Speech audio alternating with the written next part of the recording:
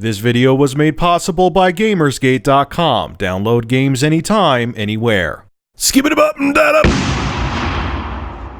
So Infinity Ward themselves finally explains why Call of Duty Ghosts on the Xbox One is only going to be 720p, and they were able to get it to 1080p on the PS4. Mark Rubin explained why it's only 720p on the Xbox One. This is what he said. It was very possible we could have gotten Call of Duty Ghosts to native 1080p on the Xbox One. I mean, I've seen it working at 1080p native. It just, we couldn't get the frame rate in the neighborhood we wanted it to be. And it wasn't lack of effort. It wasn't like we did this at the last minute. We had the theoretical hardware for a long time. That's the thing you get pretty quickly, and that doesn't change dramatically. It was more of resource allocation. The resource allocation is different on the consoles.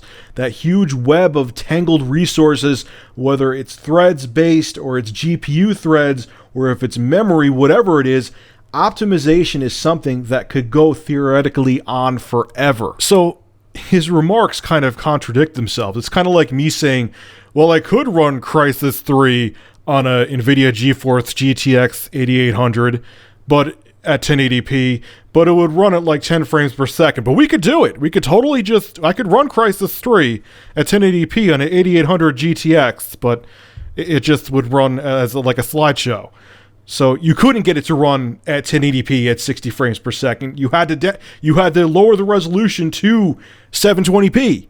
You couldn't get it to run optimally, so therefore you could not get the game to run at 1080p on the Xbox One. Stop damage controlling, you couldn't do it. Now, I know exactly verbatim what I'm going to hear in the comment section, and that is not what I'm getting at with these videos. I'm going to quote exactly what I'm going to see in the comments section.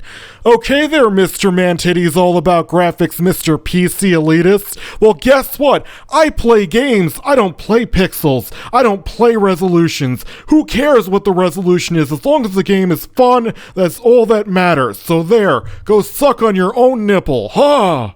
Alright, maybe I went a little over the top, but you get the point. Look, I don't give a shit about resolutions either, okay? If I was so worried about resolutions, even with Review Tech USA, I wouldn't buy the PS4 or Xbox One, and I would just game on my PC and my channel would be just fine.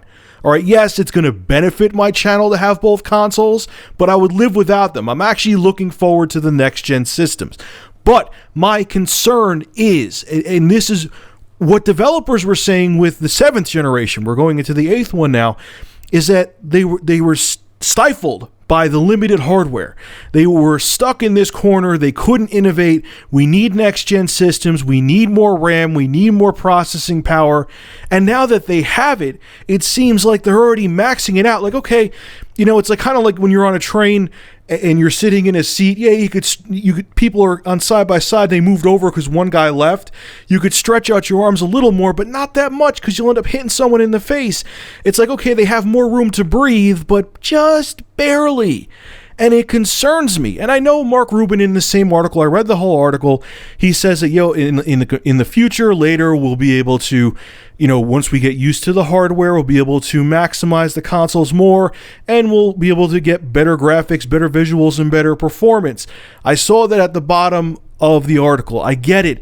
But the thing to me is, everyone was saying, oh, these next-gen systems are just like PCs. So which one is it? That was the whole thing with them. Oh, they're going to be so easy to program for with the x86 64-bit architecture. All the developers are used to it.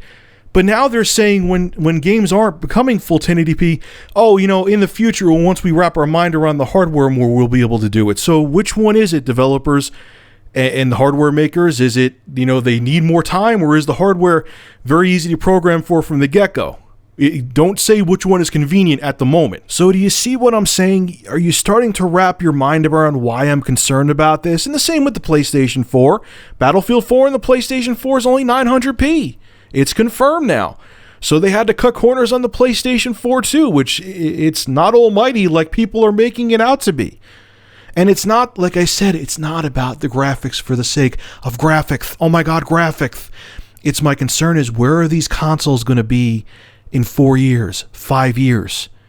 when we're already starting to tap them out and they're not even on store shelves yet. They're not even on store shelves, and developers are hitting walls on both platforms. What's going to happen? That's my concern. They wanted all this extra hardware, this extra horsepower for innovation, but they're already tapping it out, it seems like. So are they going to be able to innovate when the hardware is truly limited a few years down the line? That's what I'm concerned about. So all right, guys, leave your thoughts on this. Make sure to rate, comment, favorite, and subscribe. And as always, thank you for supporting Review Tech USA. Have a good one.